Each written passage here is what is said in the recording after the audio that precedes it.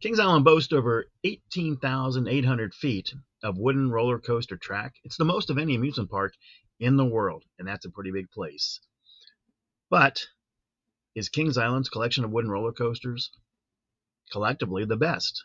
Hello, everyone. Alongside Ryan Sir, I'm Don Helbig, and this is Tower Topics.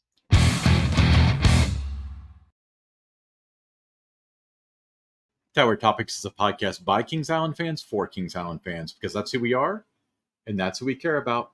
So this is a very interesting debate, and certainly there's going to be a bias amongst us and our audience for this particular show.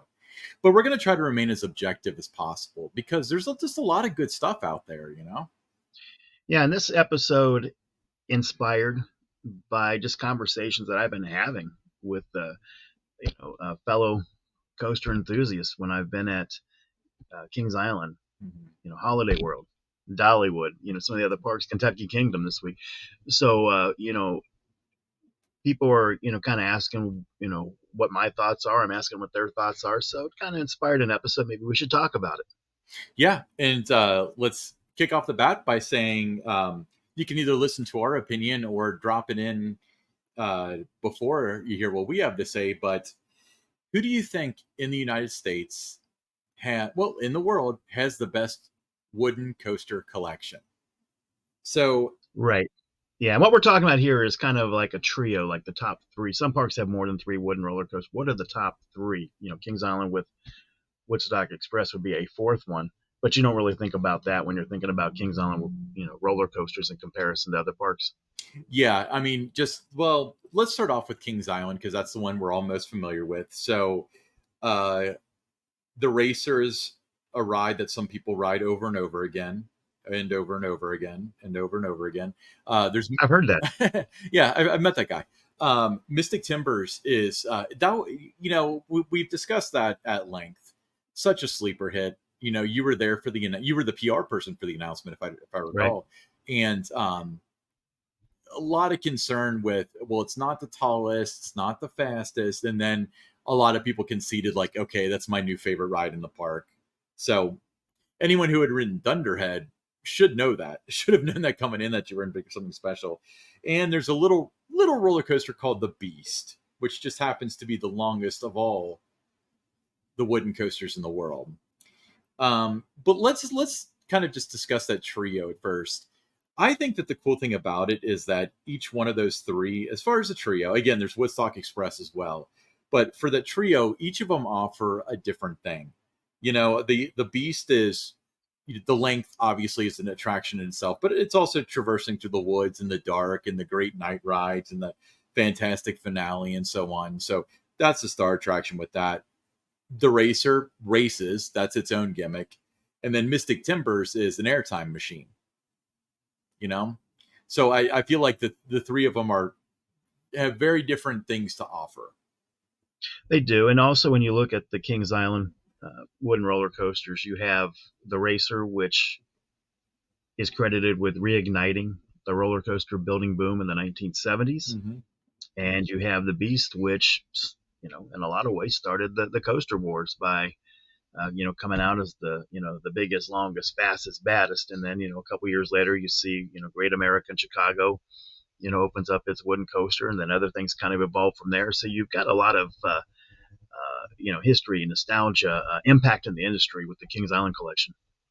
That's true. And that's not untrue for some of the other parks on this list as well. But when we look at the rankings, so Beast ranks, is this top 50, I'm guessing? Top 50 wood coasters? Yeah, in the top 50. This is for the golden tickets as of 2023. Yeah, you had the Beast finished at number 6, Mystic Timbers number 7, and the Racer did not get into the top 50. Yeah, that was unranked. They found out that the Racer was doping, performance enhancing, got disqualified. Very tragic. No, so, well, I mean, with that being alleged, so the Racer, obviously, I think that is kind of a top of mind thing where it's, Mystic and the Beast will cause buzz until the day that they tear it down. Mystic still having some element of novelty to it, where it's a newer ride. Not everybody's ridden it, but for those who visit Kings Island from Chicago and St. Louis and stuff, their friends are always, did you ride Mystic Timbers? It's awesome. So I would say that a sixth and a seventh rank is pretty strong for those two. Very strong. It's very unfortunate the racer is not getting the recognition that perhaps many would feel that it deserves in the top 50. That's right. So moving on, we got Holiday World. Yes. The Voyage, the Legend, the Raven. 3 terrific wooden roller coasters, all 3. Just relentless. From the time you leave the lift until you come back and the brake run into the station. I mean, it's just nonstop action with those 3 coasters. Yeah. And it's funny. I don't want to go too much into the Voyage because I feel as though amongst the 2 podcasts that the 3, including Pick 6 that we have, we've talked about the Voyage at length. But again, you talk about something that can give the Beast a run for its money because it offers much of the same of what the Beast has as far as length and things of that sort. But I feel like the Beast beats it out in the setting. Like I feel like the Beast does way better of separating itself from the park toward the back of the ride and so on. The Voyage has the better, shall we say, actual ride experience, shopping out of the pocket of what people are looking for today, because it's got the air times and the laterals and stuff like that. So it's a huge trade-off, and it's difficult to decide which one of the 2 is better.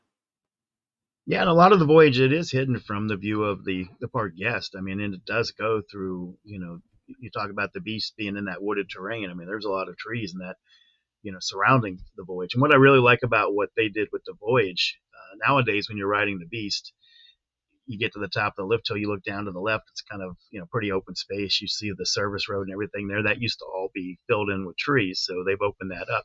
But on the Voyage, when you have those bank turns in that, the service road is on the side of, the opposite side of that bank. So as a rider, you're not seeing, that behind the scenes, the service road. So if a truck or car goes by, you're not seeing that during the ride experience as much as you do on a ride like the Beast.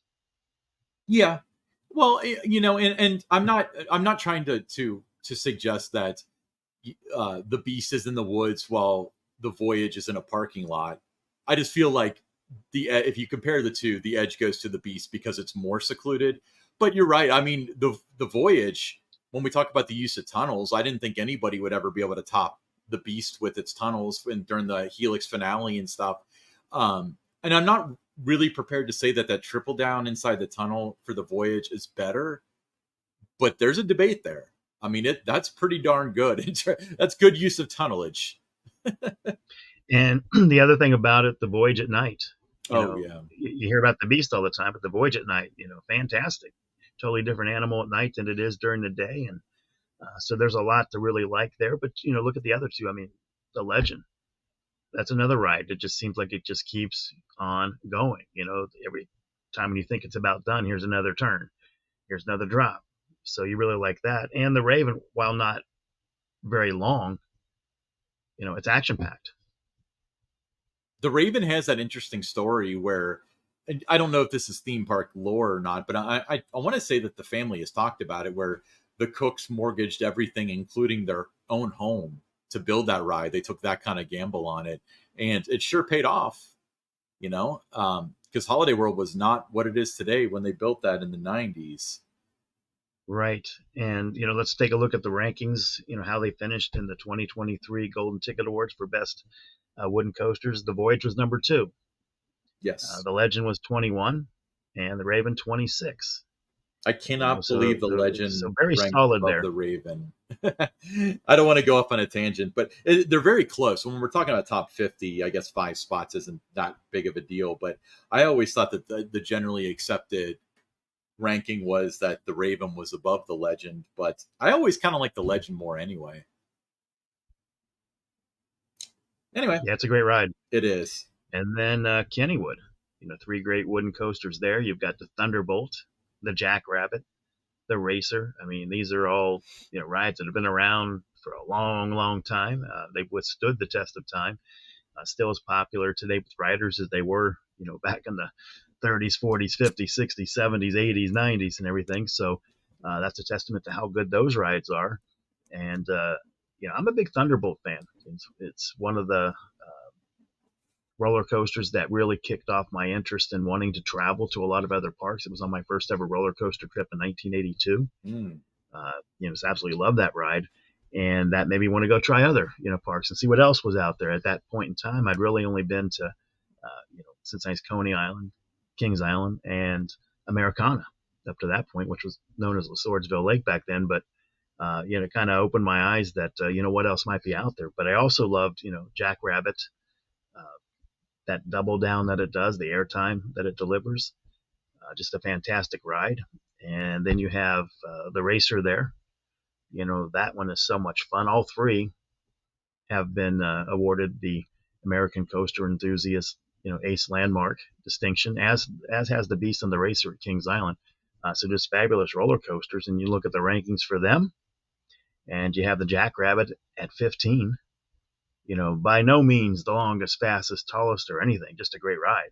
Yeah. Thunderbolt comes in at 18. Mm-hmm.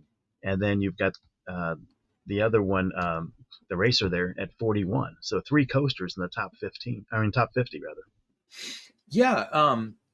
I knew that Thunderbolt was your favorite out of those, but between Racer and Jackrabbit, which one do you like better? I'm gonna take Jackrabbit. You gonna take Jackrabbit? I mean, it's just it's just so much fun. You just laugh throughout the ride, and you get off the ride, and you want to get back online and ride it again. Yeah. Okay. Well, let's move on to. You think Kennywood's an old park? Let's talk about Knoebels. Actually, I think Kennywood's older than Knoebels, but we can talk about their trio: Phoenix, Flying Turns, and Twister. With Three really good ones. yes. Now, I will say this right off the bat: Phoenix on that list, the top 50 wooden roller coasters, is number one, and it has established itself there for several years now, and it's very much enjoyed by a lot of people. Yeah, it's got like you said, a lock on that number one spot for the past few years. Phenomenal ride. 23 Flying Turns, and then also Twister in that top 30, coming in at number 27. It's a park you don't hear as much about as you do Kings Island, Holiday World, Kennywood, but just fantastic trio of wooden roller coasters there. Yeah. Now, Flying Turns, for those who don't know, that was built in house, and it took them forever to get that open. They just had problem after problem, and they finally did. And it's a very, very cool ride. It's a bobsled ride essentially, but it's wooden. So I think that's really cool.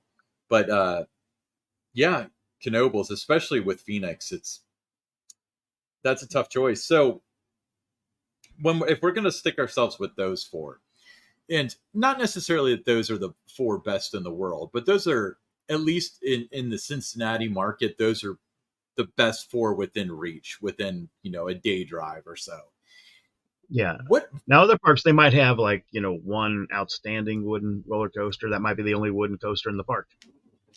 So we were looking for that collection, something that had at least three that guests had an opportunity to experience. Yeah. So what would you say the verdict is? It's very tough, and it's something that you can argue this till the cows come home. Everybody's going to have a different opinion on it. I think if Kennywood's your home park, you're probably going to lean toward that. If Kings Island's your home park, you're going to lean toward that. Holiday World, you're going to lean that way. Knoebels, there's a lot of Knoebels fans out there. That because of the Phoenix, they're going to make it number one. But if you're say you're on a pilgrimage to visit a park that's going to have the best collection of wooden roller coasters, if someone asked me, I'm going to give the edge to Holiday World, because I feel when you look at their lineup, you would have to say that probably Raven's number 3. Is the Raven a better ride? Is it more thrilling than, say, the Racer at Kings Island, which would be number 3? I'd have to say yeah. Now, does that mean that's a favorite ride? No, I'm just saying it's a better ride. It's just more going on with it, more action and everything. So I think when you have to do it that way, you take out the number ones. Look at number 1, compare. What would you rather ride? Look at number 2 on each of these lists. What would you rather ride? And then number 3, what would you rather ride? So, like I said, it's very, very difficult, but just by a hair, I'm going to give Holiday World the edge on that as the park to go to for wooden roller coasters if that's what your interest is. The Voyage, it's hard to beat it, and especially the way it's running this year with all the track work that has been done. Like I said, phenomenal at night, just relentless. It's number 2, and with the way it's running this year, I think that has a shot to take over as number 1. Now, the fact that the Beast has been able to stay in that top 10 and kind of holding steady at number 6 for several years, that speaks volumes too, because of its age. And there's all these other, new age type wooden roller coasters out there that, the younger enthusiasts seem to favor rather than the older traditional ones. But it's hard to beat the Beast too. There's a lot of history and nostalgia. And, when you look at the Kings Island coasters, I've invested a lot of time riding these rides, over 12,000 on the Racer, almost 4,000 on the Beast. It's like a lot of investment there. So it's very hard for me, to give the edge to any other park than Kings Island. But in this situation, when the conversation came up, which park has the best wooden coasters, and it kind of inspired the show, based on my experience, especially this year, I have to give that edge to Holiday World. What about you, Ryan? I mean, looking at the 4 parks here, it's kind of like asking what's your favorite kid, because Yes, it is. there are things I like about all of them. I don't disagree that the best collection of these 4 parks is at Holiday World. But you also got to remember that the technology with Holiday World started in 1995 or so when they built the Raven. Is that the year? Well, these rides were designed, after the Racer, after the Beast. Yeah. So, and I think there's something to be said about that. I don't think, as a home park, if you said if you want to trade the Beast, the Racer, and Mystic Timbers for any of these other collections, I don't think I would do that. But I'm trying to remain more objective than that. And yeah, well, I think too, when you're talking about trade, sometimes you have to look and, if you made that trade, would those rides fit in the other park? Well, that's not my problem. I'm saying would they fit? No, but I'm just saying it wouldn't. You know what I mean? It's like the backstory, the theming, and that, what they've done at Holiday World. Each of those rides is named after a theme section in the park. Yeah. So I think that fits there. Would a ride called the Raven necessarily fit at Kings Island? Not as much as it does at Holiday World with the storytelling there. No, that's like a lot of logistical things that I'm trying to eliminate from it. I'm saying like if we could swap the Beast and the Voyage, would I do that? And that would be a tough decision, but I kind of like having such easy access to the Beast, to be honest with you. Well, yeah, you have to love that. It's in your backyard. Most people, they have to travel 2, 3, 4, 5 hours to go to a park. For you and I, it's 20, 30 minutes away. Yeah. And we can hop a ride on the Beast, almost any day of the week. The Racer, Mystic Timbers. Like you mentioned, the history, the nostalgia. We grew up with these rides. So there's a lot to say about that. But it's not up to us. We're going to have our own opinions, but we'd like to hear what your opinion is. So, drop us a line in the comments and let us know, which of these parks has your favorite trio of wooden roller coasters. Which one is your favorite? Maybe tell us why you picked one over the other. Yeah, absolutely. Like I said, I kind of gave you There's no wrong answer. There is no wrong answer, and there's probably no right answer either. But that's why I kind of gave you a no answer. It's because, hey, which shade of yellow is prettier? I don't know. They're both yellow. Yeah, very cool. Don, what's with that T-shirt behind you? That T-shirt is a Tower Topics T-shirt. Whoa. They are available for fans of the show to purchase. They are $22. That includes shipping. If you're interested in one, just message us, direct message through our X, which is Tower_Topics, and we'll send you the all the details on how to acquire one of these shirts. And the past few days that I've visited Kings Island, I've been able to run into several people that are wearing the Tower Topic shirts. So it's nice to see those out and about in our hometown park, Ryan, Kings Island. Yeah, yeah, definitely appreciate it. I've been seeing more and more of those. That's really exciting, and I'm always really flattered. They don't recognize me when they wear them, but it's cool. There you go with that tangent that nobody recognizes me. Nobody recognizes. Well, I want to give a shout out Um, to Megan, who's been was a guest on our show during the live. Megan Bettel, she did yeah. recognize me in the park and said hi, and so I finally got to meet her in person. But cool. Hey, let's move on to the listener question. Listener All right, what do we got? questions from Ed H. from Milford, Ohio. He said, Don, I worked at Kings Island in the 1980s during the time you were making a name for yourself on the racer. And Carl Eichelman was doing the same on the Beast. Were the two of you friends or rivals? How would you compare yourselves as enthusiasts? Well, What we were say you? certainly friends. He was one of the first coaster enthusiasts that I met. When I first started riding the racer, I might have had, 300, 400 rides on it. When I first met Carl, I saw a sign in front of the Beast that was counting down to his 2000th ride. He invited me to be on he was really intrigued with what I was doing on the racer and encouraged me, to keep doing what I was doing, but invited me to be on the train for his 2000th ride. That was July 2nd of 1981. And, we remained friends. It was kind of a friendly rivalry. The park tried to make it out that way a little bit about these two coaster enthusiasts, competing to rack up the most numbers in some of their, season opening news releases and other types of, things that they would pitch to the media about, what was going on at Kings Island. But I never felt, there was a rivalry between us or there was any, tension or anything like that. He had a big jump on me. Like I said, he hit 2000 before I even had, 500 or so on the racer. But the next year in 82, when I passed him up for the most non-consecutive rides on the same roller coaster, he was cool about that. He would joke about the wait time being, different was why I could accrue that many rides in comparison. On a good day for him, he got 6, 7 rides. 10 was a fantastic day, if he could get 10 in. So for me, there were days I was popping, 40, 50, 60. So I was able to get a lot more rides because the capacity was much greater on the racer. But I think in terms of, what was the other part of it? That's kind of, How would you compare yourselves as enthusiasts?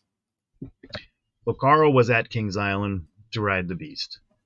That was his primary thing. He would go, many days where he didn't do anything but ride the Beast. Occasionally he would come over and ride the racer, with me, or the later years when King Cobra opened, I'd see him over, getting a ride or two each week on that. But his focus, was the Beast. He would take vacations to go to other amusement parks and ride, different coasters. He would participate in the American Coaster Enthusiast, summer conferences and that. But while he was at Kings Island, he was there for one reason, to ride the Beast, while I was riding the racer. I was riding the Beast. I was riding, the other roller coasters, the other rides. I was watching the shows, kind of doing it all at that point in time. So I think I was I would say the word, not as singularly focused as he was. Okay. So I would say that's probably the biggest difference, is that I was more of a park fan overall, the overall park experience, and he was more of a diehard coaster fan. Cool. All right. Next listener questions from Tom S. from Hamilton, Ohio. He said, Don, as undoubtedly the biggest fan of the racer at Kings Island, how frustrated or disappointing is it to see the park running only one side of it about 40% of the day? He's referencing only having one side of the racer open in the mornings and in the evenings. Yeah, they'll run one side from 10 a.m. to a little afternoon, and then they'll get the other side up. And then in the evening at 8 o'clock, you'll just see the train come in, and the crew just kind of disperses, and that side's, no longer operating in the last couple of hours. So yeah, it's a little bit, frustrating, a little bit disappointed. It takes away from the experience when only one side is running. That's part of the thrill of the racer. The fun of it is the racing element. And when it's not doing that, it's not um, as much fun, for a lot of guests. You hear the grumbling when they get there in the morning and they see the one side just sitting there, nobody over there or anything, and it says red side open only or blue side open only. So you hear guests, grumbling about that because they want to race their friends or their family members. And in the evening, when you see that, you hear the same thing, some different grumbling. Now I get it. Um, there's budget cuts, that you can see all over the park. That's an easy one to cut because you can still technically run the ride, with one side. Uh, but I don't know that, when those decisions get made, that you're putting the best interest or, thinking about the guest experience when you make those kind of decisions. The name of the ride is Racer. So I'd like to see it race, but again, I get it. Yeah. I mean, I feel like one of the motivators behind, turning the backward side around is that you can close one side and it's still the racer, you know. But when you're closing half of it, historically, were both sides open? Because I know they only ran one train in the mornings. Yes, yes, they're both sides did operate. So in terms of what you know the wait time is going to be in that, you're not hurting by only having one side open because back in the 70s and the 80s, you would start the morning and there would only be, one train on one side, one train on the other side, and maintenance was working on the other trains. And then they would wait until the line kind of exceeded the entrance and, was out into the midway there and consistently out into the midway before they would add those other two trains. So that was usually 11:30 noon, and then they would add the other trains. But then you had a delay for 15 minutes or so where they were running the block test on both sides. You got to put the train on, then you got to do the block test. So those are the times in the morning I knew when that was about to happen. I would go get a couple of East rides in, back in the 80s. And then at night, if the line got to where it was consistently at the base, the bottom of the ramp going up into the station, then they would remove a train from each side.